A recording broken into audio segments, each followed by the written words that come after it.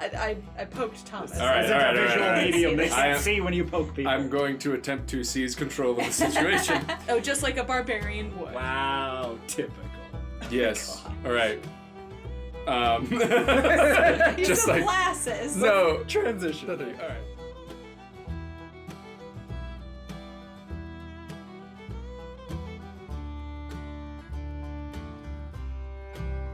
Welcome, travelers, to the Copper Fox Inn. Pull up a chair and join us while we talk about some homebrews for Dungeons & Dragons 5th edition. I'm Mercy, the Tiefling Wizard. With me today is... Onog, the half-orc barbarian. Thomas, the human bard. And Bean the Rock Gnome Rogue. Oh, you all said that so charismatically. Thank you. Yeah, we... I have very high charisma. I did my best. Yeah, we want to say thank you to all the creators of the content that we're going to be talking about today and just everybody in the homebrew community in general. We really appreciate the creativity and the work that you do. So we're going to start off today with our magic item of the week. Brrrring. Are we really doing that every time? Every time. It's always going to be a little different, though. It's always going to It's be. always going to be A just unique barely musical wrong. state. Like when I introduce the side quests. It'll just be a little wrong every time. It'll just be just wrong enough that people can correct us on it. Uh-huh. All right, So, cool. well, we'll have a repeated sting, but we just do it every time instead of inserting a sound clip. So it's always brrrring magic item. Oh, is that But it? someone all the has to do it same every notes. time. That was you like rang a bell and then the word came out. Yeah, it's a magic bell. Yeah. I'm gonna design us a magic item next week called the Jingletron, and you can just push it and it And it sings says jingles for you. magic. It's just an electric keyboard It's with just- like That's just demo music. Yeah. That's the magic item. It's keyboard of sick beats. Speaking of magic items, here is an object that was posted on Reddit by user Templar's Bane about 2 years ago. And this is a very interesting magical item I have discovered. And the name of this magical item is The Bag of Everything You Don't Need. Okay. Now, this bag is a very simple use item. You reach inside and you roll a D100 or 2D10s, as it were. And that roll determines what you pull out in any given situation. Now, I really like this item because it is very DM dependent. So it allows the DM and also the players, once the DM has decided something, a lot of freedom of where to go with it. So there are different categories of items in the bag of everything you don't need. 1 to 2, the worst possible item appears. As in like for your situation? For your given situation. At So this- you're like, we need a key, and you pull out, it's just tiny doors or something. locks. Just more locks. Yeah, the room is on fire and you pull out a tank of gasoline. Yes. Oh, good. Or you pull out a key, but it's made out of just frozen honey or Yeah, butter, and it's you just have, like you can't use this. 3 to 4%, a bad item appears. 5 to 14%, food appears. This can be meat, vegetables, fruits, salads, raw items, or candy. But only those things. But only those things. I mean, I'm sure this is just an No, example. I know. I like it being only those things, though. 15 to 24%, a tool appears, such as a hammer, chisel, crowbar, anvil, sledgehammer, things like that. So a tool of some kind, and this may be a useful tool, this may be an unuseful Hold tool. on, one of the items is plow, like a plow, like Well, a but whole... like an old-timey That is- fantasy plow. But That, on the base definition, that is a tool. no, but I'm just saying, like How big is this bag? That's what I'm saying. Like a hammer is like a foot long. A plow is like a whole body. Speak for yourself. How long What? are hammers that you use normally? I normally use 2-foot-long hammers. All right, moving on. On 25 to 34%, clothing appears. On 35 to 44%, small animals appear, like badgers, chipmunks, Ooh. squirrels, hedgehogs, woodchucks, etc.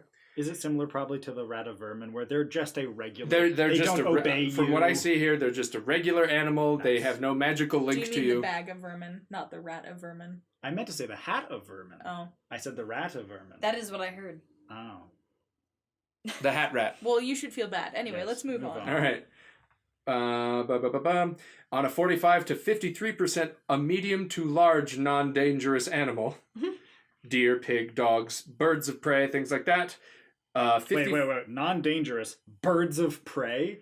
Have you met an Have owl? you met birds of prey? I mean, when was the last time you were carried off by an egret? I'll tell you what. Yeah. Owls are jerks. Sure, but they'll just leave you alone if possible. Yeah. I like in a very Usador style from Hello from the Magic Tavern how he hates starlings specifically of all birds. But he loves other birds. I like that Mercy just hates owls. No, owls are jerks. They are. They look so beautiful, but they're so mean. See, you say that like you're imagining it. You're just stating a fact. I know. I do. You like this fact about her. All right. Also, Hello from the Magic Tavern, also a better podcast than this one that you should Yeah. listen to. Well, it's for different purposes. Different purposes. All right. 54 to 63% rock/metal. I assume the minerals, not the music genres, appear. I was so excited. I think it's open to I'm interpretation. sure you could open that interpretation, such as the rock genre of granite, quartz, shale, rock action figure. I didn't see that one when I was reading this before. So you could pull out The Rock, Dwayne The Rock Johnson. Okay. Oh my gosh. So it is like being subjective about the word It interpretation. is a little bit of subjective. Okay. All right. It's cheeky. All right.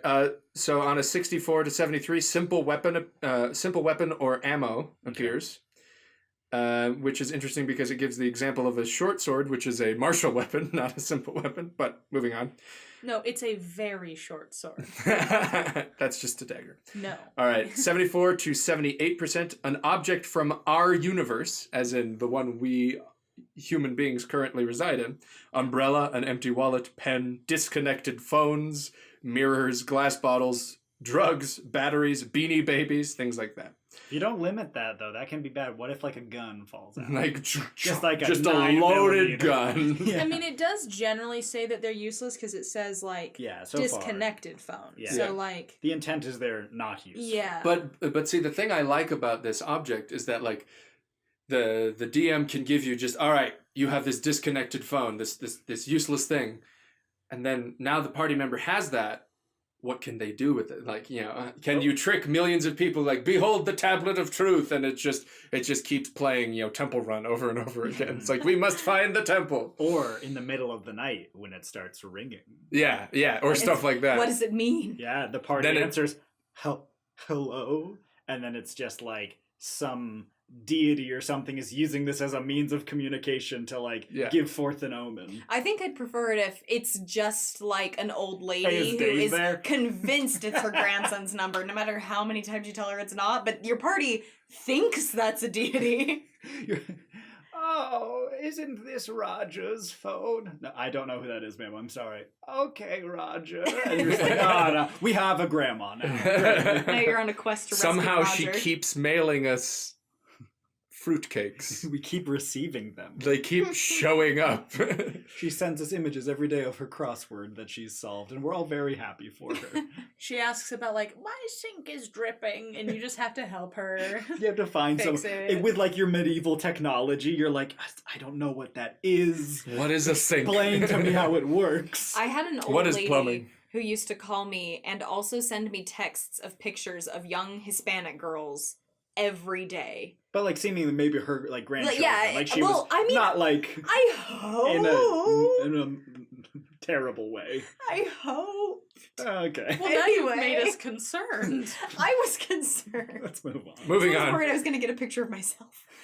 Just from behind you, Exactly. that No, very that's moment. it. The phone just keeps sending them selfies that they never took. Oh boy. Just take your campaign into a left A turn very into a different- horror campaign. Modron starts showing up. Stuff gets weird. Guys, I know I should have had my phone on airplane mode, but I'm not kidding you right now. As we've been talking, you someone have a disconnected phone. From one someone of that I these work bags? with just said I was searching my phone and I found this picture, and it's us at Comic-Con together. Mhm. And she just like randomly had seen me and took a picture with me because she liked my costume. You didn't even know each other back then. No, we didn't. This was from like 3 years ago. It's like that crazy like story of the married couple in Japan who realized they were in the background of each other's photo from when they Yeah. were 4, like at a park. Oh, that's nuts. But like, it's just weird to me that we were joking about that, and then literally I got a text that was like, "Crazy! I just found this photo of us together," and I'm like, And it's a selfie you never took. I'm a little weirded out by it. All right, moving on. So 79 to 83%, an object from a fictional universe. This opens it up even more. The Horn of Gondor, Mjolnir, Light of Erendil. Yeah. Is that it? Arundel, yeah. Erendil. The training ball Luke uses. The little floaty boy. The little shoots floating it. thing that just shoots, that just tases you. But That's guys, so good. if your campaign got a lightsaber, Mm-hmm. this is Well, I would love to see Mjolnir pop out and like, all right, now the DM has to figure out what Who's being worthy? worthy of Mjolnir means. Mm-hmm. Can you imagine how insane a party would go if they got Neville's Remember All? Because the DM, all he would have to do is say, it turns red, and then just sit back for the rest of the session and watch panic. them, just go nuts. All right, we have everything, right? All right, let's start the siege. Your Remember All turns red. And then the DM just goes to go get like a drink, and they're all just like murdering each other at Yeah. the table, blaming. What did you forget? I didn't forget. It must have been you. I knew we shouldn't have made that alliance. Like, they question every choice they've ever made. Yeah, very good. and the DM is like, guys, you forgot to like have a good pep talk before you You went forgot out. to say goodbye to your friends, just in case you never see them again. Come on, that was it. That would be a useful non-meta way to remind your players that they are not using class abilities that would be perfect for this situation. Your Just like, barbarian is you like, know, barbarians can your specific path of barbarian can jump super high. Like you can make that. I cast Hunter's Mark on the Banshee, and then I'm gonna shoot the goblin. And you're like, no. Your Remember All punches you in the face. Your Remember All shatters, filling you with What glass. if you just pulled out a bludger, though? Well, you're real Just- stuck on Harry Potter. I am, huh? but Okay. like... Harry Potter I'm just- on the brain. There are just so many good things that you could pull out of a hat from the Harry Potter universe. What if you pulled out an Egyptian god card from Yu-Gi-Oh? But it's And it not from the works. Yu-Gi-Oh show. It's No, just a card. No, it's the one from the show, and it works. But you and you have- can summon Obelisk the Tormentor. But you always have to be able to play a game, and you have to have a full deck. So you'd have to keep pulling out stuff until you Yeah, got otherwise you enough would be Yu-Gi-Oh! disqualified by the Shadow Realm. You'd have No, to look, have in the enough first- Yu-Gi-Oh cards. in the first 3 episodes of Yu-Gi-Oh, they don't follow any rules established in later episodes. You can just do whatever you want. Okay. I mean, screw the rules. They have money. Yeah, Yeah. it's fine. Exactly. But okay, moving on to strangely enough less interesting options now. Much more restricted. 84 to 93%, a musical instrument appears. Everyone knows a cello is better than Mjolnir. Just a cello pops up. Yeah. 94 to 98% healing potion, and it says surge 1d6. I'm not entirely sure what that means, but It means it's the drink surge. Oh, it's the yes. it's just surge. the old energy drink Surge. It and it does- heals you 1d6. No, it doesn't heal you 1d6. It it's just does 1d6 surges. I think it damages. Oh, you. I was that about to actually- say, yeah. That actually could be what it 1d6 is that you poison roll damage. 1d6 and that's how many healing potions you pull out. That could be what that is. And then 99 to 100%, an item that will actually help. A key. Actually useful. So, for instance, if you are up against a locked door, there is a 2% chance that you just pull out the actual key to that door. I mean, this is a little bit like the Xanathar's. It doesn't say in what way it will help, so it could just be a form to request a key for the door. Because Because that will technically help, Sure. but it won't help right now. Or it's like, it's just like a nice blanket. I mean, What the if it's like- the wording is actually help. What if Yeah. it's like instructions on how to do like a team building exercise Yeah. to just like really increase What like if it's party a unity? hug? What if you reach to pull in and just 2 arms come out and just give you a nice pat on the back, and then they just go back into the bag? I We're I getting a would little need- existential horrific. now. I was gonna say I would need therapy. See, but everyone else is like, holy, like that's horrifying, and you just feel very warm inside. You're like, no, it was nice actually. You should try it. What if it helps, but just like not with that problem? Yeah, so what I was gonna say a second ago was I think it's a Xanathar's Guide object. One of their like slightly magical objects where The common ones. yeah, there's a key that has like a 1% chance Yeah, of working The on mystery key. any lock. Yep. This bag kind of reminds me of that, but I do love just the randomness of it, that you could get a trumpet or like a flip phone, just any kind of thing. And I love introducing items like that to players. Mhm. Yeah. I think it's great. Thomas and I are part of a different campaign that is much more like fast and loose and a little murder hobo. And I feel like this item would be perfect for that sort of party that's like playing it kind of loose. Like where, there's no real level of seriousness. Yeah, that we You you're don't trying to often do. face the consequences of your choices. No, we just be in a burning building that we accidentally set on fire and then be like, oh, whoops. And we, as Onug suggested, would pull out gasoline and then be like, yeah! And just like commit even harder to it. Where I feel like you just sort of couldn't go wrong. Like pulling out an old cell phone or like whatever it would be. If you have in that sort of campaign setting, you would just run with whatever it is and have fun with it. Probably not a great item for your like serious Knights of the Realm defeating the Lord of Darkness campaign. Or is it if you're trying to force them to like Lighten chill up. out a Loosen little up. bit? Yeah. Are there any rules included on how many times you're allowed to pull something out of this bag? I'm glad you asked. On the Reddit post I pulled this from, they asked Templar's Bane this very thing, and they came back with an answer of, the bag was funny actually. When it was given to the player, it was warned that they should only draw 3 times per day. The player never questioned this because it seemed like a reasonable cooldown. That's how the bag of tricks works, I think. Because there's only 3 times you can do it a day. At the very end of the campaign, they finally got the guts to draw from it a 4th time, and lo and behold, they just pulled something else out. Unlimited uses, but I told him 3 times per day to keep it slightly restricted and to just mess with the player. I think one thing about that is cool is depending on who gave it to the person. Maybe like the person that gave them this bag is like a chaos god or a trickster, and they're like, oh, don't use this more than 3 times a day. And actually it ends up being a good thing. Like it's not actually a rule. It's just something that they shouldn't have trusted the trickster. Yeah. Or you could say it's 3 times a day to be safe, and the more times you use it, the crazier the items and more dangerous the items get. Like, because it says a safe animal, maybe there's a chance that like a dangerous animal that will try to kill you. I mean, I is will pulled argue out of the bag. that It's cool. koalas are terrifying and not safe in any way, so...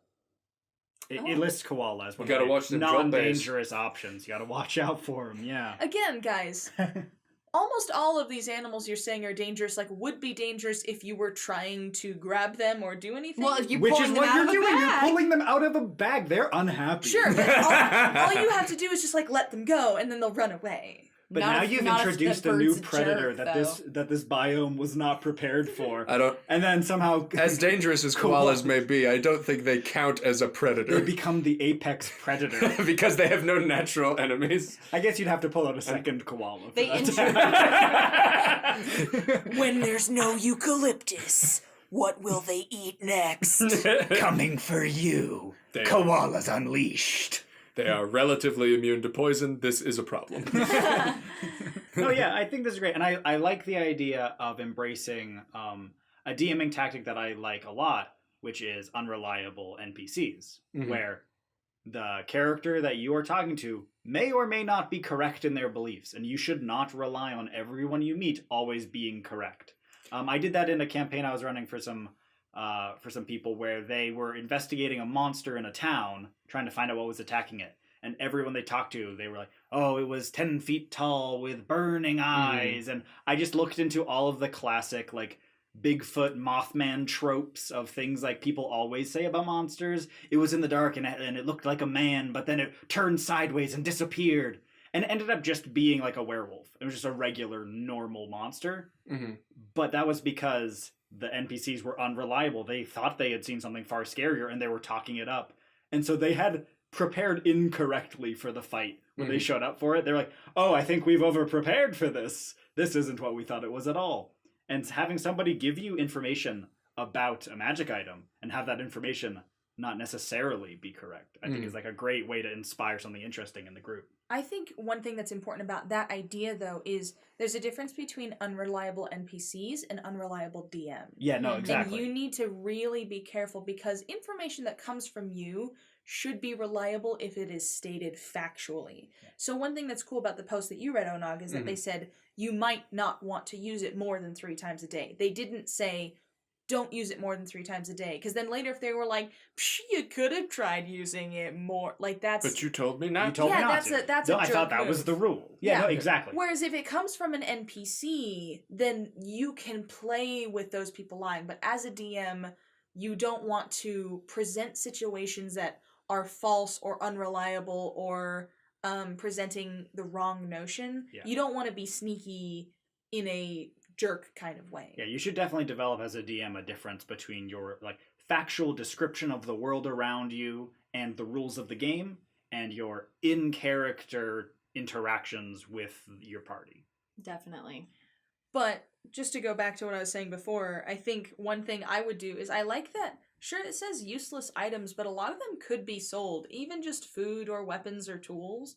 And if I were to use it, I would just make lots of money eventually because You I want would to just... buy this koala? Yeah, but it would be Yeah, like you dude. make lots of money selling hammers that each weigh 5 pounds Sure. that you then have to carry. Like this is one of those things where it's like if the DM gives you this, then they also start have to implementing other rules to kind of try and balance it out. They should probably start considering, okay, It's like well, you can't carry 10,000 hammers. You can carry 20 hammers, Yeah, you know? yeah, I have all these bear pelts. Yeah. I think though, but like, if you know you're going into town soon, if you're in the kind And you of just campaign, sit there. And then at a certain point, though, hammers start becoming less of a rarity. absolutely. you flood the market. With This is how you hammers. crash economies. But it's probably not going to be hammers every time. You're Yeah. probably like, here's a hammer, and the next time you're like, do you want this koala? And it's like, like you can Yeah, actually... the noise koalas make. we all know the noise. They go. What was the noise again? Yeah, good enough. There we go. Sure. That's the stinger for the episode. Well, thanks for bringing that on, Og. All right, let's move on. I have brought a subclass for monks. It is from King Suma, His Royal Highness, on the D&D Homebrew Reddit. Yes, we offer our fealty to King Suma. Yes, we do. along I with do the not. king. Y'all can bow to King. You should do it. He's got great perks. Well, let's find out by reading the That's fair. subclass. That's fair. You know All what? right. So they created a new monk tradition because they didn't like that there weren't any viable strength-based monk builds. Mhm. So they made the Way of the Iron Body. And I like that as an idea, just saying what's a different angle you could take on monks and exploring that. I think that's fun. Okay. So I just want to go through just this subclass and hear you guys' feedback. So, Way of the Iron Body. Monks who follow the Way of the Iron Body put themselves through deadly trials designed to strengthen their bodies and teach themselves how to reinforce their bodies with their ki. Metal muscle. Through the years of training and combat, you have made your body into an unbreachable temple. Starting at 3rd level, the muscle of a monk of the Iron Body has become ultra durable. You may use your strength modifier instead of your dexterity modifier when calculating your monk unarmored defense. Cool. Okay. Interesting. And then Monstrous Blow. Beginning at 3rd level, you can call upon your monstrous strength when striking out. All of your melee attacks gain the Siege property. Your attacks deal double damage to objects and structures. Your melee attacks against creatures of the Construct type deal an additional 1d8 weapon damage. Okay, though. Last episode, we talked about the Barbarian Path of the Strongest and how it didn't have flavorful enough abilities for being so literally strong. That is what I'm talking love about. that. Yeah, you yeah. punch walls down, boy! Like, that's amazing. I really like that ability. Jumping back a little bit, though, to Metal Muscle, I'm not sure how I feel about that because starting at 3rd level, you can use your strength instead of your dexterity, whereas a monk of a different tradition just would be using their best stat for that the whole time. I don't know how to explain that. Where it's taking up an ability space, but it's not making you. It's not really giving you anything. This is an interesting situation. This only happens every once in a while, where if you are planning to become a Way of the Iron Body monk, you are actually a subpar For 3 levels. monk for your first 2 levels. Exactly. A similar thing kind of happens to bards who want to become valor bards because they don't start with medium armor proficiency. Yeah. They either have to plan ahead or one way or the other they're suboptimal Yeah. because they don't have as much armor as they should have at lower levels, or they have too much dexterity and it's not being used at higher levels. Yeah. But this is one of those situations where if you just dumped into strength and wisdom, I think that's what it's saying, right? Like Yeah. you may use your strength modifier So like- it would be strength and wisdom is what you would put into. But then for those first 2 levels, you might even have negative armor class. Well, you know, because it's other monks have been using their preferred stat this whole time and are getting an additional ability at 3rd level, whereas you just finally get to start being on the same level. you pull a switch. Yeah. As a monk, you can use your unarmored defense. Do you have any downsides for wearing armor? Yes, monks actually are not proficient in armor at all. At all. Mhm. So they would gain disadvantage on pretty much anything they tried to do if they wore armor. Additionally, a majority of their skills require that they do not wear armor at all. So flurry of blows, their extra movement speed, all of that is based off of not having armor on. Yeah. I do really like monstrous Blow. Monstrous Blow, though. I think that's way fun. The idea of he just punches through the wall. Yeah. I mean, this just is probably one of those things where you have to take a risk when you start off. You may also, Mhm. I mean, if you're not doing anything very official, you might be able to talk to your DM and be like, look, can we just start at 3rd level? And that's kind of like a lot of people choose to start campaigns at 3rd level Or anyway. subclass, Or yeah. you could even talk to your DM. I mean, and you can always talk to your DM about changing the rules for your situation and all that kind of stuff. DMs out there, be willing to talk to your Yeah. players. Session zeros are important. Work with them on their ideas and see what can and can't work for your group. I refuse to communicate with any of my players at any point. This is why we never play with you anymore. No, but talk to your DM. Maybe your DM will give you as part of like a background. Oh, you had a soldier's background. I'll allow you to have light armor proficiency, or something like At that. least for the first while, so the you first can little just while. wear something. Yeah. But that light armor proficiency maybe like doesn't count towards that strength, that muscle, because that only counts towards your unarmored defense. Yeah, and then maybe as you grow as a monk, you can't wear armor anymore. You learn to shed that armor Yeah. you used to rely on. Yeah. To be fair, I just realized that I was overlooking an obvious thing here. It's giving them both of those abilities at level 3, Mhm. so it isn't like other monks are getting an additional ability that you're not getting. Yeah, you get those Yeah. metal muscle and monsters. So it at does. third So level. by the time you get to 3rd level, you are on par with other monks. It's just before that. And this is also something interesting that you have to take into account the other abilities. Other monk abilities use dexterity as the bar. the catalyst. For instance, catching missiles or arrows and stuff like that. That ability says that it uses your dexterity modifier to calculate it. Yeah. So I don't know if that would be something you want to put there as well as that ability also uses your strength, because I don't think flavor wise that really works. No, I I don't think so strong I catch, you know, Yeah. it's you're Not so quite the quick you same. catch the arrows. So then if you haven't put anything into dexterity, then you will still just be just as bad at other Yeah. monk abilities. Yeah. Which is, and this Yeah, is one let's of the see- reasons let's why see there what it hasn't really covers. been a satisfying strength-based monk subclass, is because so many just normal monk abilities require that you have an amount of dexterity. Well, let's see where it goes. Yeah. So then next is Mighty Body. Once you reach 6th level, your body has become preternaturally powerful, and it allows you to put more power behind your movements. You gain proficiency in both athletics and acrobatics. If you already have proficiency with these skills, then you gain expertise. Okay. And then So yeah, that's a nice like 6th level ribbon ability. It Yeah. doesn't exactly help you in combat, but it can be applied to it's a that. boost, yeah. Yeah. Push the limit. Upon reaching 11th level, you learn to fortify your body with ki and push it beyond its limit. As a bonus action, you may spend 3 points of ki and gain the benefits of haste. Ooh. And that's interesting because that isn't directly related to just being so swole, No. but it is about Your physicality. building up your body, yeah. Yeah.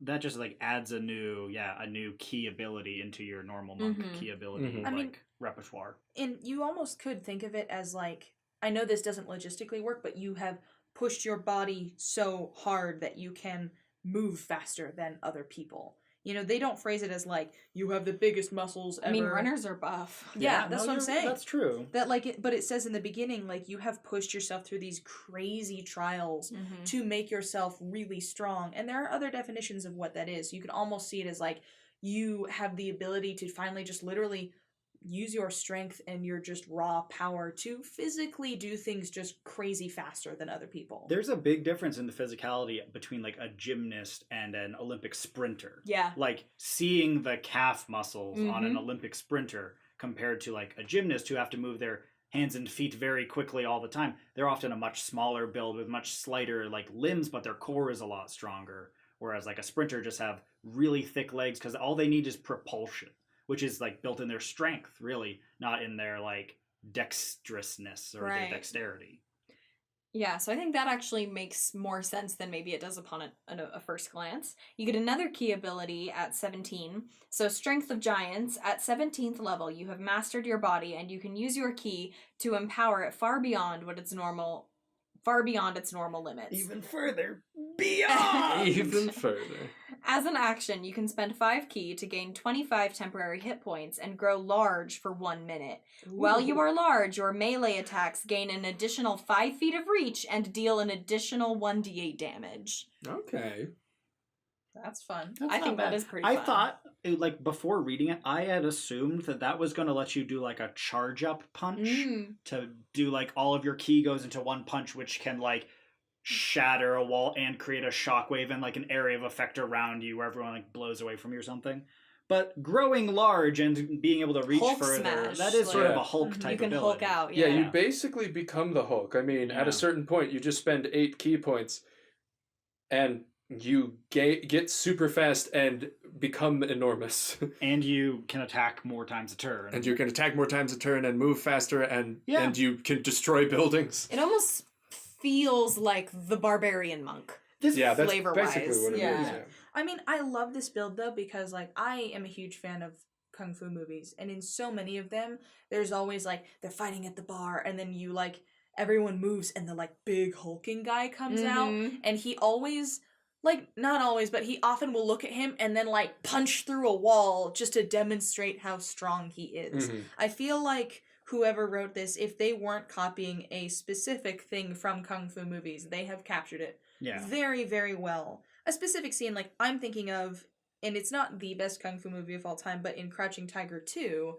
when they go to the tavern, there is this really big guy there, and he's just so much bigger and stronger than everyone else, but he's still like a kung fu fighter, Mhm. like everyone else in the movie. Yeah. So Yeah, Well, like there- Bruce Lee was shredded as all get out. Like he Mhm. was strong. yeah, And there are different martial arts that require different body types and Mhm. builds, and some Yeah. of them are much more focused on raw power, which I think is the flavor here. I do wonder, though, just looking at it, if this would just be a better barbarian subclass. Mm-hmm. Like, while I get that it's trying to fill this niche of this strength monk, with very, very small changes, I think this would just fit more and work with all of the actual regular class abilities far better in a barbarian subclass. And I think that opens up a discussion about just being more open-minded and flavorful with choosing your class, because you might say, but I want the flavor of being that big buff guy in the kung fu movie, so I need to be a monk, but it's not working. You can just be a barbarian and say, but it's flavored as a kung fu warrior. Yeah, like when I rage, I'm just centering my energy to punch strong. like you don't have to be a Viking because you're a barbarian. Yeah, definitely. to me, this seems to be one of those classes that you would really have to play test Mhm. before you could really, really make any decisions about it. Definitely. Along those lines, I think that if you were to make this a barbarian, maybe instead of making like a monk that is more barbarian like, if you made a barbarian that is more monkey and made like a Zenbarian. Monkey. More monkey. Path of the Monkey Totem Barbarian. Hey, alright. Well- Wait a minute. Whoa, that's kind of sick, actually. Path of the Monkey style. Totem Yeah. And barbarian. they've got like long I mean, gorilla honestly, arms. One of the things about I think it's the Sword Coast Adventure Guide is they added extra totems, Mhm. totem paths for Yeah, the path of the tiger totem and- barbarian, and they actually have like a little thing up in the corner that says like, you want to be the totem of the tree, pick these creature totem paths and just reflavor it as you are part tree. And so it's, you take the bear toughness, and which is like, instead of bear, it's the bark toughness, things like that. And so you can do a lot of that already with totem, but I do like where you're going, is where make a barbarian that's more monkey. Yeah, and monkish maybe is the better way of putting it. Monkly. Monkily. Tony Shalhoub? Monk. Never mind. Monk-esque. Monkesque. Monkesque is the perfume that I use. Oh, monkisk. Yes, monkesque. Okay. Gross. Before we just jump in this musty rabbit hole. Oh. Monkski rabbit. Yeah. Okay. It's not worth it. It's not worth it. I'm dangling off the edge of this cliff Don't of do it. wordplay. Pull me back. We're going to let Help you me. die. No. But anyway, I think, what was I saying? That maybe you can make something that is like a Zen barrier, where they are a Zen barrier? Barian. Zen barrier. Oh my gosh, guys, we did so many wordplay and puns. I It's can't okay. talk It's anymore. okay. Zenbarian, where it is like a barbarian, but they have studied and trained in a more monk-like academy. And I think you could almost get the exact same type of thing that you have here, but instead of giving monks barbarian abilities, just give the barbarians more monk-like abilities. Yeah, because I think that what Onag was pointing out about, there are other monk abilities that rely on your dexterity, and are you accidentally making a bad monk? Yeah, because there's some higher level ones, and like if you start saying I'll put everything into strength and dexterity, you won't put as much into wisdom, but that's important for your key points and your key abilities. Yeah. So you end up like feeling like you have 3 main stats, and that's too many. Yeah, and monks already, I believe the term is MAD, M-A-D. I don't remember what it stands for, but it's like multiple ability Disorder. multiple ability disorder or something. I can't remember what it is exactly, but paladins and monks get this quite a lot, where they need 3 good stats to be functionable compared to other things. Like fighters, they just need strength and constitution, or dexterity and constitution. Paladins need strength, constitution, and charisma to be functionable. Yeah. Monks need dexterity, constitution, and wisdom to be functionable. Arcane tricksters can also kind of have this problem because you need dexterity, and then usually as a rogue, you're probably going to pick charisma or wisdom as another high stat. But if you're an arcane trickster, you have to cast with intelligence. I think So- Eldritch Knights are in the same boat. Yeah, like any of the half casters as well. If that's not a stat you would normally pick, then you end up spreading yourself a little bit thin. Yeah. Though this man is not thin at all. No. He is a boy of Oh Chonk. gosh. A boy of chonk. Guys, A boy of Chunk. He's wearing a shirt. Like a little vest shirt. I thought his muscles were just so rippling that Oh they my were God. like They were just- wrinkly Oh, and wavy. gross. They were Yeah. wrinkling his Yeah. skin. Like- It's a character art from Diablo 3 Yeah. for the monk there. Oh. I really like it, but it's similar enough to his skin color Yeah. that I just thought they were trying to draw rippling muscles. Anatomy, and it went and it wrong. did so bad. Oh no. So all in all, I think the verdict on this is it's a really cool idea. And we Yeah. like the flavor of it a lot. And there I are some would- cool abilities, but it probably needs a bit of playtesting and To maybe see how experimentation. functional. Yeah, Yeah. definitely. Yeah, but I think it's pretty great. All right, let's move on to what Thomas has brought. All right. Have I brought something for you? Okay. Why is it hidden? Don't look at it. Don't look at it yet. I need to read the first paragraph, then you can look at it. Fine. Did you sneak a peek I didn't at it? see anything. Okay. This is from D&D Wiki. So yet again, we're not sure who the author or authors of this are, The internet made this. but you should all be ashamed of yourselves. Is all I'm gonna say. We're not This mad, is we're the- just disappointed. This is the Mobian player race. The what? Mobians. So I'll read you the description of Mobians. Mobians are a race of anthropomorphic animals that seek to coexist with nature and all other races. Their species has existed since time immemorial. Wherever one can find history, they can be assured Mobians were there to witness it. Mobians are omnivorous, regardless of the creature they resemble. Mobians often seek interspecies relationships, Oh no. courting humans, elves, and etc. Why did they have to bring that up specifically? I'll read the history of Mobians to you real quick. No, I don't like this. Mobians, since the beginning of time, have been the guardians of the 7 Chaos Emeralds. No! No! Gemstones of immense power. Their entire religion, the Chaos Order, I hate you so much. revolves around these 7 multicolored gems. Without the guardians of chaos, the 7 chosen Mobians to guard and protect them, the entire world would fall into disorder. I feel dumb because obviously everyone else is understanding something that I do not. It's Sonic the Hedgehog. This is the player race for being Sonic the Hedgehog or any of his friends, like Knuckles or I'll read you. Mobian typical names for males. No. Sonic, Shadow, Knuckles, Silver. Female names: Amy, Cream, Vanilla.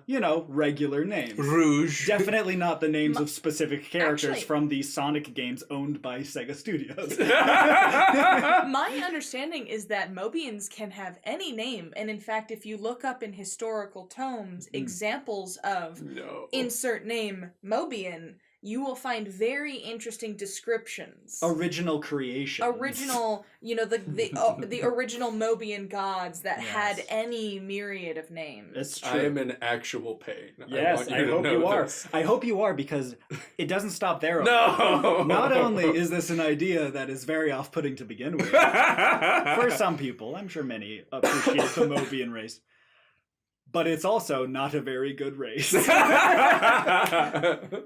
look at it. I'm just gonna guess. Do they gotta go fast? You would think that?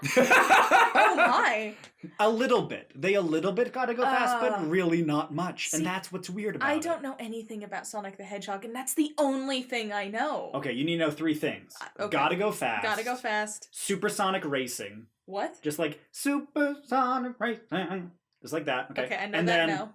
chili dogs! And that's all you gotta know about Sonic the Hedgehog. Also, they adopt eggs and raise them as their children in gardens. Now we are not I thought that gonna was besmirch the chows, though. That is the best part of the game. That is the best part of the game. I thought that was Pokemon Go. It's basically Pokemon Go. I'm so guys. Okay, I don't look, play any it's games. the Guys! Sonic lore is very simple. Sonic is an anthropomorphic blue hedgehog who wears red running sneakers and has to go fast.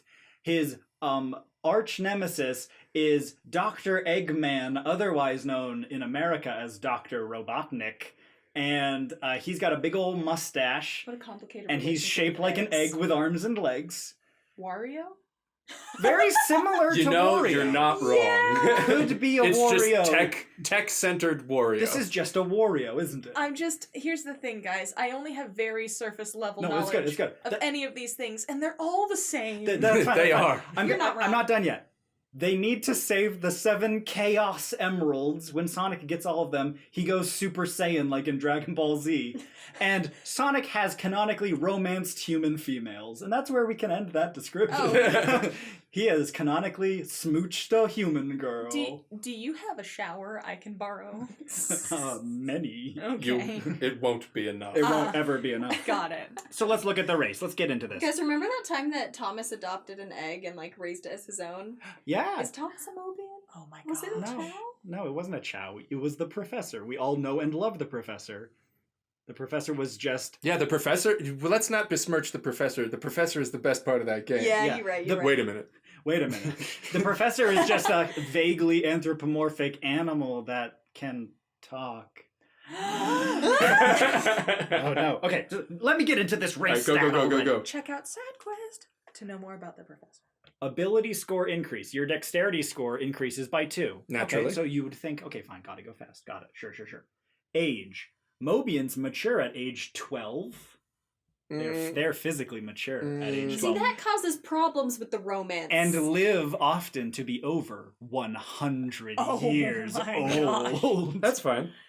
And they're mature that whole time. I Alignment. don't like the way you said Mobians that. tend towards true neutral. Ugh. However, there are rare I don't think chaotic. that's right. There are rare chaotic evil, like Shadow the Hedgehog, and lawful good. I don't know who's lawful good. Knuckles. I He think knows I think Tails? technically in the recent canon of what Knuckles is, he's technically lawful. Size. Usually they're around 3.5 feet and weigh under 100 pounds. Your size is small. Your base walking speed, gotta go fast, is 40 feet, which That's is still the It's fastest. faster. it is Yeah. fast. But it is not Sonic the Hedgehog fast. Sonic the Hedgehog, I believe, has run on light. Do they have like a pew action or Like something. a haste. A pew action. Like allowing the them tabaxi ability- double speed. Well, let's look at it. All right, Yeah. let's go. Let's go. Speed, natural armor. Mobians often go without clothes and armor. I didn't like that. Feeling it to be Stop describing it like that. too restrictive. Your armor class is equal to 12 plus your dexterity modifier. They're real into sneakers, though. They love sneakers and gloves, but no other clothing. Well, don't they have quills? Because they're like. Well, Sonic has spiky blue hair that I guess is supposed to be quills. Knuckles wears an ascot. Knuckles sometimes wears an ascot.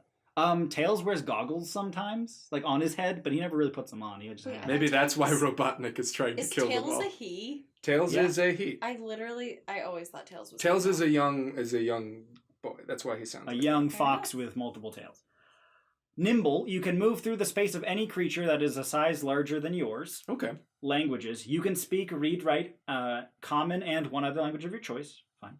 Subrace, the two main subraces that populate the world of Dungeons and Dragons for Mobians are Vulpine, which is fox, and Erinaceanae, which is the hedgehog. I'm pretty sure that's That's like- just the scientific The- word for for hedgehogs, hedgehog, yeah. and they couldn't think of anything else. Okay, the Vulpine subrace.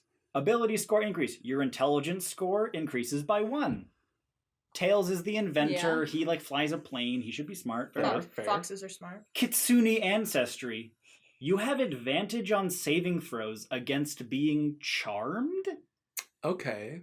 But That's why? that's I Tie can't into- think of any Well, instance is that where tying into Tails. Kitsune lore? Well, maybe, 'Cause but that's it's not tying Japanese into Sonic the Hedgehog lore, I'll tell you no. that I mean, I much. can't think of a single situation where Tails has Maybe. been mind controlled. Well, but maybe what it is they're trying to say, like, Tails, he plays hard to get, you know what I mean? I just figured, shouldn't Nope. you have a fly speed? Because tails can He fly. should! It doesn't. Okay. Moving on, the Hedgehog race. That was it. That's all the subrace gets. Are you kidding me? Moving on, the Hedgehog subrace. Ability score. You would assume maybe they get another dexterity for even, or maybe a walking speed increase. Your charisma is increased by 1, Okay, because And he's and you have the so ability. cool. You have the ability charming. You're proficient in persuasion. Nice. Hmm.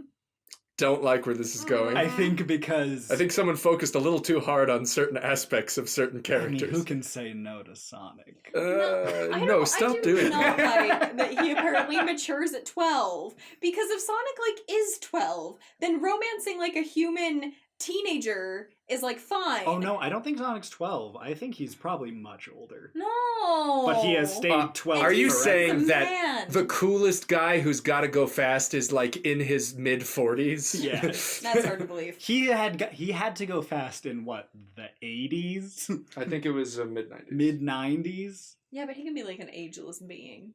He isn't. He matures at 12 and grows to 100 years old. The science is in. Yes, Sonic the Hedgehog is 15 years old. is 15. Well, wait. That means he Is Sonic an has Sonic the adult. Hedgehog existed for 15 years? I don't know. Or just Sonic the Hedgehog canonically, he's character age. Do that. Well, it says that Tails the Fox is 8 years old. Okay. Okay, Tails is 8 years old? What? that's why he sounds like a kid. That's so weird. But that is all of the abilities they get and nothing else interesting about them. What? Come on. Like, you'd think if Give you me were... some dragon angels. Like, go Yeah. crazy You'd with think it. if you were this into Sonic the Hedgehog that you were like, I'm gonna make a race for D&D, it would be cool, at least. It would be like, It would be you so can, overpowered it would hurt our ears. you can once every short rest cast haste on yourself for free. Just like, That's actually not bad. it's not bad, but Yeah. it's also like, Well, I would say long rest, but yeah. that's cool at least. But they don't. They're just like, he's very charismatic. It was probably just made as a joke and they didn't actually want to put that much effort Probably, into it. or they were very concerned with it being balanced, and they were like, well, we can't Yeah. push it too far, it's just Sonic the Hedgehog. And I do want everyone now to, in their minds, close your eyes. If your eyes aren't closed, I will find out. Close your eyes. Okay, Mom, during prayer. Close your eyes. Picture in your head the Fellowship of the Ring. Gandalf, No, stop. Aragorn, Legolas, Gimli, Sonic the Hedgehog. I hate you so much. He's also there.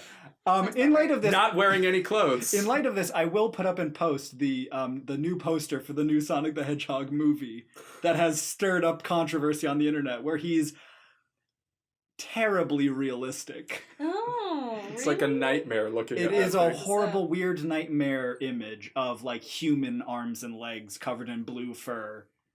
Oh, I just thought you meant it was like a literal hedgehog that was just sort of blue, like a realistic hedgehog. No. Ooh. No, the It's art some- style is realistic. The art style is live action with all other real. Yeah, no. Mercy has just seen it.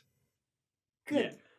Can we gracious. Look, yeah, you Look. can open your eyes Oh, now. okay. Bean. Sorry, you could have opened Look them at long this ago. horror. Look Oh at my how awful it gosh, is. Right? Look at it. Oh. Oh. That's disconcerting. Shouldn't he But why are his eyes so small? Why doesn't Sonic have quills? This makes No, me they mad. are quills. They're just they're quills They're shaped gelled into spikes. spikes. See, this is the This problem look- when you this try to look- make anime hair realistic. It just Exactly. doesn't happen. This looks like fur, though. It does, but it's supposed to be quills. It's horrible. Oh. That's what I'm saying. Is it's terrible. No. That's what I brought. How's everyone feel Thanks, about it? thanks I for that, hate it. Should we Thomas. do an Allmobians campaign? No, I will No. kill you all. We shouldn't. We should expand on this wiki with all of the other potential subraces. If we Like do the a big little- the cat subrace. Echidnas, the cat, the winged bat subrace. Winged bats have wings. what I am will saying? do an Allmobians campaign if it Yeah. is mostly centered around raising egg babies in gardens, because that is the best part.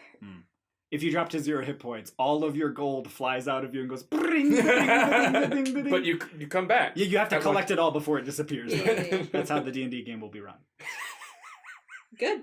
When When will When you will you learn When learn? will you learn? when that will your you actions learn? have consequences? All right. Thanks for bringing that Nightmare. beautiful thing. Is that what you're to gonna do? You're gonna us. thank me for what I've No, done? I'm not. No, I'm not grateful. You can say curse you for what you've brought today. I'll accept that. A hex upon your house. Yeah, yes, a curse But upon you- your womb that you may be My ever womb. barren. Okay. I'm just going off of curses from my time in Russia Fair that I'm enough. familiar with. All right, let's move on to Bean. Okay. All right. Let's end the episode strong, Bean. Come on, what do you got for us? I have 100 mundane spells. Yeah! Get pumped. So yeah, I just wanted to bring something that was like a little bit different today because I don't think we've looked at any new spells per se. We looked have at, not. We've looked at things that have effects like spells. So there are 100. We are not going to read through them all. I have a Oh, D100 nice. here. Okay, so I do just want to say that I'll just read the little blurb that they have. This is on Reddit, and it is by user Venerbles. Venerbles. Venerbles. Okay. Cool. Not all spellcasters are adventurers, and many will never have reason to ever cast a single magic missile. While some utility spells like Heat Metal and Prestidigitation have made it into spellbooks of great wizards, most don't find use for everyday townsfolk spells like Grow Hair or Sift. This list was originally intended to help pad spellbooks that players may find. It felt strange to me to have Oh. spellbooks I like it. available with only 2 spells written in them. The D100 Yeah, that is list a bit weird. Now that you think about it. the D100 list has been broken down into smaller lists if you would like to randomize within a theme, but the size of each sublist was determined by the themes that arose as suggestions were made. The title of each spell links links the original thread. Spells are intended as cantrips unless otherwise noted. Okay. I that- love this idea just out of the gate. Oh yeah. Well, and I like it too because I mean, a lot of them are, like heat, water, or like just simple things, very Harry Potter in the Mhm. Burrows-esque spells. Yeah. And it Like stirring coffee. yeah, totally stuff Painting like that. walls. Or like patching holes in things. And so I really like this because I think sometimes even just as a DM, when you're trying to make a place seem magical, you're like, oh, I want a character to do this, but there's not an official spell for that. Mhm. And just remember, in my opinion, as long as it's really mundane, you don't have to like make it an official spell. For the record, as a DM, you always have the purview to invent new spells at your whim. That is, in the DMG, it has guides for inventing new spells and how to do so in a fair and balanced way. So I'm just going to read the main titles of each category, and then we'll roll a D100 and see Mhm. what we get. So the first subcategory is The Charmed Life, fixes and aids for everyday struggles. Next one is Bless This Mess, bringing godliness a little closer to cleanliness. Okay. The Wonder of Nature, living off the land with a little help. This sounds Magic like Gilderoy buffers. Lockhart books. It kinda does. These are the titles to all of his many Yeah. works. Spellbound. Tricks to turn heads. literally. Just like Nice. Mom used to cast. Tricks of the trade. Spells for the business professional. And Magic of Motherhood. Oh, no, one more. Tricks and treats. Spells to delight. Spells to annoy. Very good. I love these categories. Oh, one more. There's even more. I keep thinking that this is the last one. Wow. Lore Master Lavar's literacy aids. LeVar? Mm-hmm. Like LeVar Burton? Like Reading Rainbow? Probably. Aw. That's probably a direct Oh, reference. it Butterfly Butterfly is. in the sky. Let's roll a D100. Roll a D100. 11. Okay. Oh, geez, gotta go all the way back up. Sorry. Oh, this is one of my favorites. Detangle. 10 feet. Causes up to 100 feet of non-magical rope or string to untangle itself. Works on adventurer's rope, sewing thread, hair, or any other cord-like material. Subject to DM discretion. So, That's you know, amazing. it's so great. I mean, even just thinking about getting your headphones out. But if you're getting out a fishing net or a big thing of rope, just imagine the ability to just sort of look at it and it just... I would just never brush my hair again. Yeah. That's great. You can just detangle your hair, I like- detangle ropes. I like that a lot of these smaller spells, they introduce things in your game that might not otherwise have ever come up. Mhm. Like, you might not have ever, as a DM, thought to say, well, the rope is all tied up in knots. It will take so long to untangle it to use it. But now that you have this spell, you might say every once in a while, you run in there to grab a piece of rope, and as you pull it out, you realize it's just a big clump of knots. And you go, oh, somebody go grab the wizard! We need the untangling spell right now! Mm-hmm. Like, that's fun. It's very fun. I will admit, some of these for cantrips do seem a little bit like it seems like it's a lot for a cantrip, but also I don't know like when you would ever use it in a crazy powerful Well, situation. I think Prestidigitation the is a the lot. situation, yeah, like prestidigitation can do quite a lot, but for these, I think it's so specific that does give them the ability to do certain Totally. things. Yeah. Let's roll another D100. Okay. A 30. Okay. I believe that's in our cleanliness section. Obstruction. Touch. You create a small ward or charm that prevents a certain material or creature, such as an insect, spilled liquid, or rainfall, that exerts less than 5 pounds of pressure from entering a 10-foot radius. Any material or creature exerting more than 5 pounds of pressure, such as an arrow or torrent of water or persistent animal, negates the effect of the charm.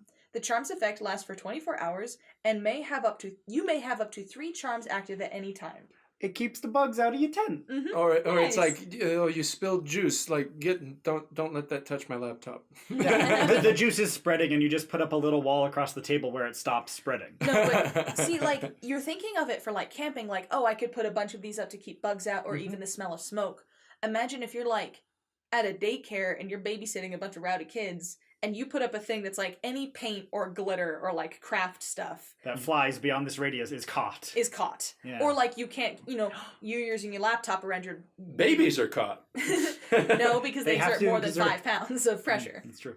You could make smoke signals if you put a bubble around your campfire and then let it go. You could do like Oh, old-timey yeah. smoke signals. You could Yeah. release it at the Yeah. right moment. That'd be so cool. Yeah, see, this encourages people... Creative play. I like very, very specific spells because then people can Mhm. get really creative with how they use them. Let's roll a really high number. Okay. That's not what dice How do. high would you like it to be? How about the one you just rolled? We'll just do that. 59. Okay, 59. I didn't hear the dice roll. Did you roll a die? He Well, rolled it in the pad Ding, that ding, silences the dice. I had cast that, and the sound waves couldn't escape my barrier. I had Got put it. up. Got it. Okay. Okay. That's how you can break it. You put it over your Oh. feet, and then the sound of your feet stepping on the stone can't escape. Mhm. See, Thank you for that. now it doesn't... With the obstruction spell, it doesn't talk about if you can move it, so it could just be sort of like an umbrella thing that Yeah. you do.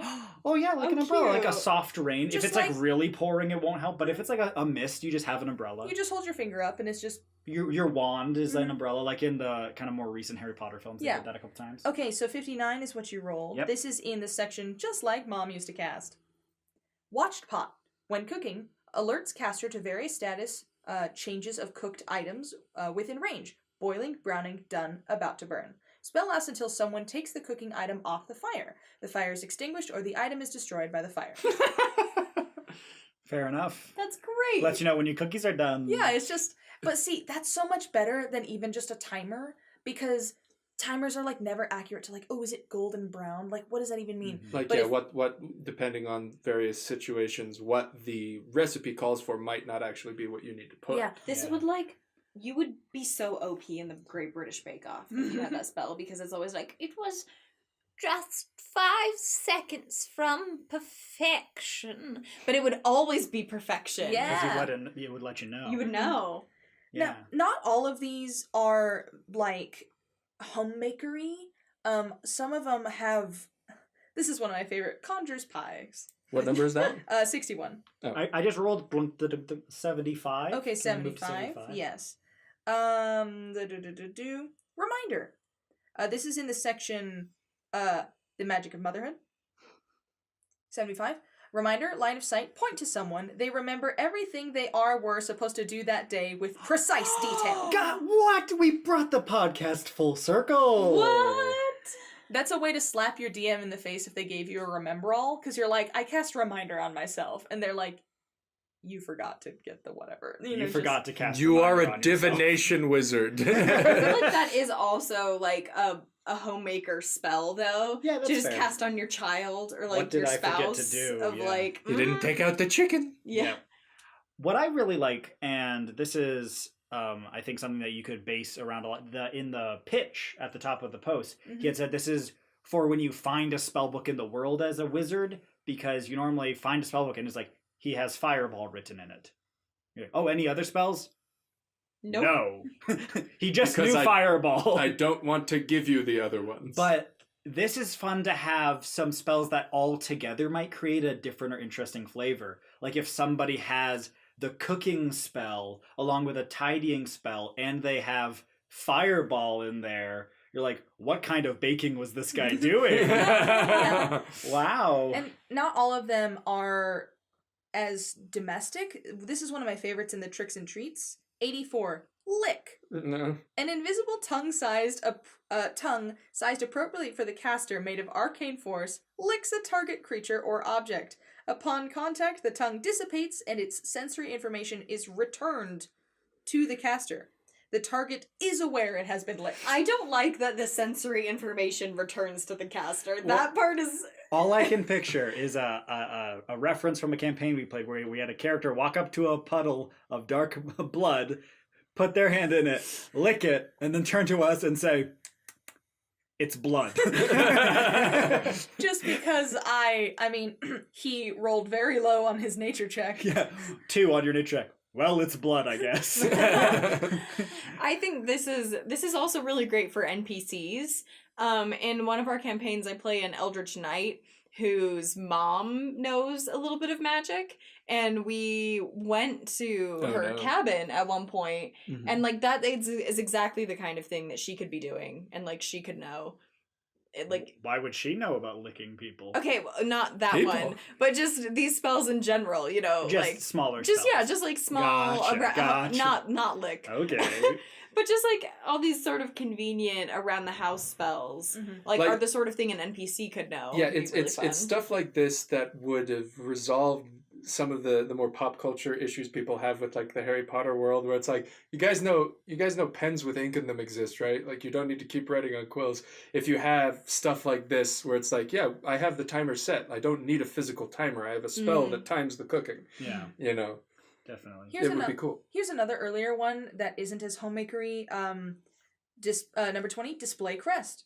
Self creates a tiny floating banner or shield bearing the user's family crest. This intangible item sits just above the user's hand for up to 30 seconds. Using this spell to create someone else's family crest or symbol requires intimate knowledge of the crest being manifested and is a deception check.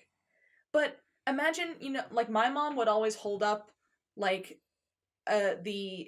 what is it? Oh my gosh, sign language letter for like our family's last name in a crowd. So imagine being at like a carnival and then someone's like, Jimmy, and then like holds up their And the like family family crest. flag to be like, all of my family get over here. That's very good. It's just, they're really fun. I like the difference that you could use.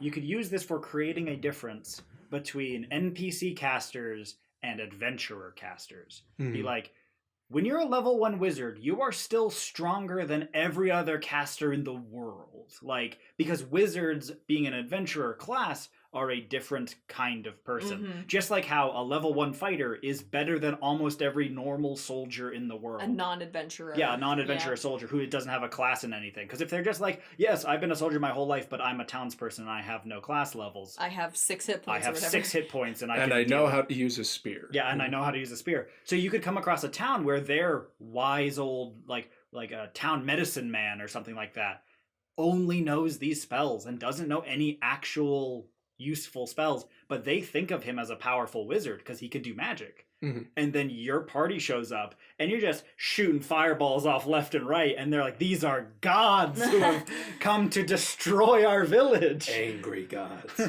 There is like a little bit of a meta thing as well within this spells. I was just looking at a few if you don't mind me Go talking for about it. them. There is detect flatulence. If any individual passes gas in range at any points in the duration of the spell, 1 round, you know which individual is responsible for That's which great. instance of gas. And then down, so that was 89, and down at 92. Answer is whoever smelt it. Whoever Dealt it. smelt it, yes. 92. Whoever cast it, passed it. Hey! Now, 92. False flatulence. An invisible bubble of air is cast onto a target chair or other seat. When the surface of this bubble is broken, it produces a sound like the breaking of wind. It's just a whoopee cushion. This human invention has unexpectedly led to much good will among gnomes toward the taller race. It's Gnomes just are a just like, spell that makes a bless- whoopee cushion. Bless you humans for inventing this fart spell. This But- is amazing. But this implies there is some form of magical flatulence war where there is need to make fake amounts of flatulence to throw off the trail. We were talking about this last episode with using language that is very particular Mhm. to the book. And I think that this list does a very good job of writing that line, where it does still say as a bonus action or level 1, but it also kind of has language that allows for interpretation. Like in 50 style hair, your hair fixes itself exactly the way you imagine it. Moose hairs pluck out harmlessly, and your hair is slightly better. Instant. I kind of like that language of slightly better. It's just whatever it was, your hair is a little bit better, and you don't need to necessarily worry about whatever kinds of semantics that means. Like, just have fun with these spells, have a good time, enjoy yourself. Another one that's very interesting, below style hair, 51, the way that they phrase this, I mean, some of these seem like problem fixers, but then the way this one's phrased, you realize like, oh, this could actually be a thing that really could benefit people's lives. So they say, illusion that reshapes the caster's anatomy to, it's called angel's padding. Illusion that reshapes the caster's anatomy to allow them to present as a different gender. Provides a +1 to disguise checks to appear as a member of the desired gender. First developed in the theater, it can enhance a disguise or just otherwise be used to help the caster conform to their gender identity. Instant.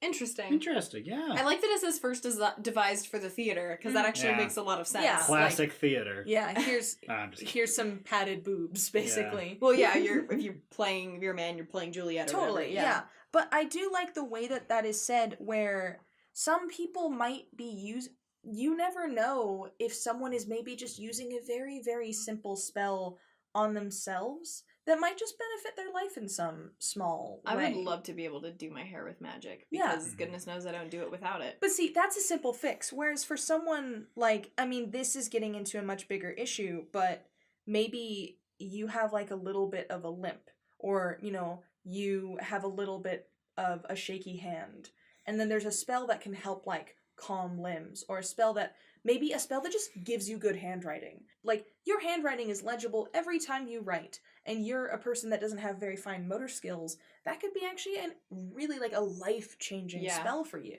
Definitely. And so sometimes these little fix-it spells, while for one person it's just like, oh, my handwriting is nice now. For someone else, they're like, this has changed my life. Are you kidding me?